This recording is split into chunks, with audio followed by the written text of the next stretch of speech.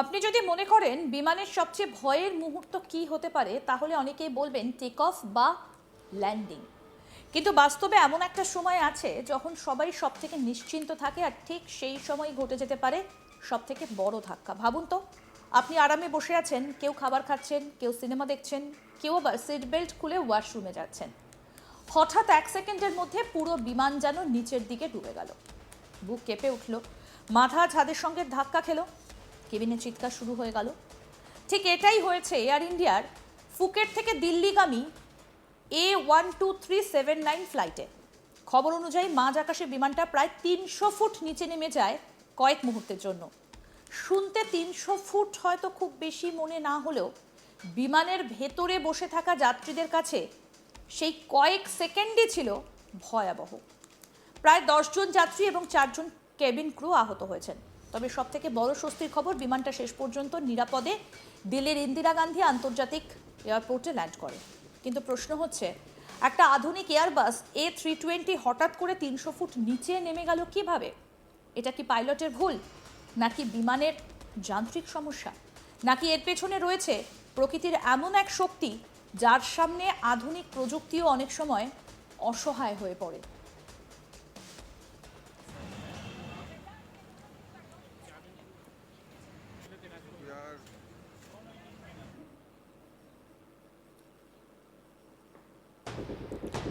আজকের এই ভিডিওতে আমরা শুধু ঘটনাটা বলবো না, বরং বোঝার চেষ্টা করব আকাশের অদৃশ্য বিপদগুলো কিভাবে কাজ করে, কেন এমন ঘটনা বাড়ছে, আর সাধারণ যাত্রী হিসেবে আমাদের কি জানা উচিত।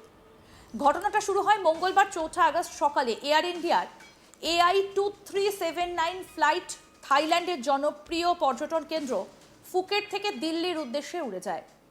বিমানটি ছিল একটা এয়ারবাস A320।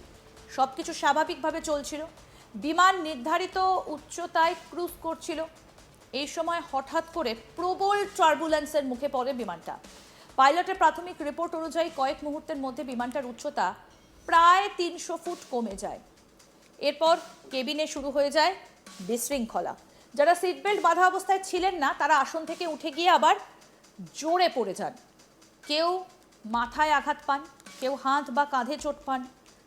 কেবিন ক্রুরাও নিরাপদ ছিলেন না, কারণ সেই সময় অনেকেই যাত্রীদের পরিষেবা দিচ্ছিলেন। ফলে তারাও ভারসাম্য হারিয়ে আহত হন। এখানে একটা বিষয় খুব গুরুত্বপূর্ণ। অনেকেই ভাবতে পারেন 300 ফুট তো বিশাল কিছু দূরত্ব নয়, কিন্তু বিমানের ক্ষেত্রে এই 300 ফুটের অর্থ আলাদা।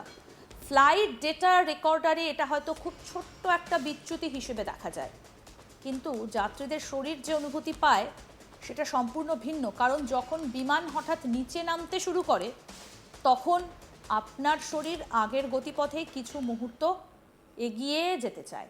অর্থাৎ বিমান নিচে নেমে গেলেও আপনার শরীর সঙ্গে সঙ্গে নিচে নামে না।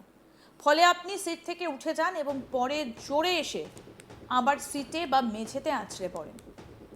যদি সিট বেল্ট বাঁধা না থাকে, তাহলে মাথা ওয়ারহেড বিনে লাগতে পারে, পাশের সিটে আঘাত লাগতে পারে, এমনকি গুরুতর চোটও হতে পারে। এই কারণেই বিমানে বারবার বলা হয় সিট বেল্ট সাইন বন্ধ থাকলেও সম্ভব হলে সিট বেল্ট হালকাভাবে বেঁধে রাখুন।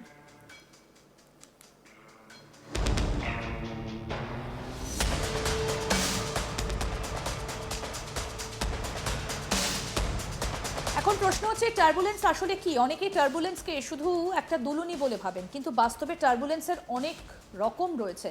সব থেকে পরিচিত হলো কনভেকটিভ টার্বুলেন্স। এটা তৈরি হয় বজ্রঝড় বা বিশাল কিউমুলোনিম্বাস মেঘের ভেতরে এবং চারপাশে। দ্বিতীয় ধরনের নাম হচ্ছে ক্লিয়ার এয়ার টার্বুলেন্স বা CAT।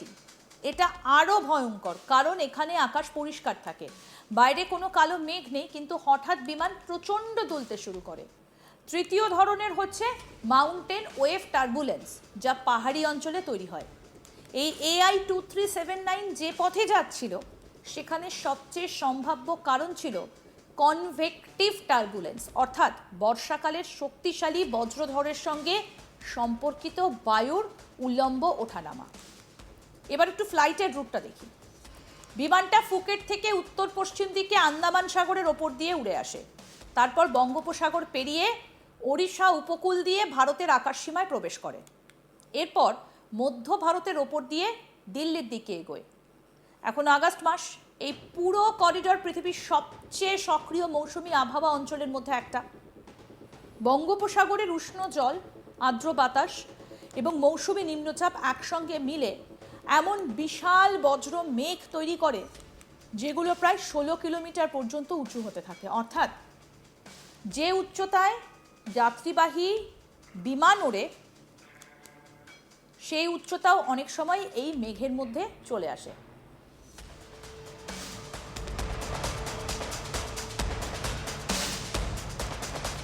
এখানে আসে আরেকটা অবাক করা তথ্য। অনেকেই ভাবেন পাইলট নিশ্চয়ই সব মেঘ এড়িয়ে যেতে পারেন। বাস্তবে কিন্তু বিষয়টা এতটা সহজ নয়। বিমানের সামনে থাকা ওয়েদার রাডার মূলত বৃষ্টির উপস্থিতি শনাক্ত করে, কিন্তু সব ধরনের টার্বুলেন্স ধরা পড়ে না। বিশেষ করে ক্লিয়ার এয়ার টার্বুলেন্স তো রাডারে প্রায় দেখাই যায় না। আবার কোনো শক্তিশালী বজ্র মেঘ সামনে থাকলে সেটা রাডারের সিগন্যাল আটকে দেয়, ফলে সেই মেঘের পেছনে আর কি রয়েছে সেটা পরিষ্কার বোঝা যায় না। তাই পাইলটদের প্রশিক্ষণে শেখানো হয় বড় বজ্র মেঘের পেছনের অংশকে অজানা বিপদ হিসেবে বিবেচনা করতে। এখানে আরেকটা প্রশ্ন আসে, তাহলে কি পাইলটরা আগে থেকে কোনো সতর্কবার্তা পান না? অবশ্যই পান। একটা বিমান শুধু নিজের রাডারের ওপর নির্ভর করে না। প্রথমত, অন্য বিমানের পাইলটরা যদি একই রুটে টার্বুলেন্সের সম্মুখীন হন তাহলে তারা রিপোর্ট পাঠান। এই রিপোর্টকে বলা হয় PIREP, অর্থাৎ পাইরেপ।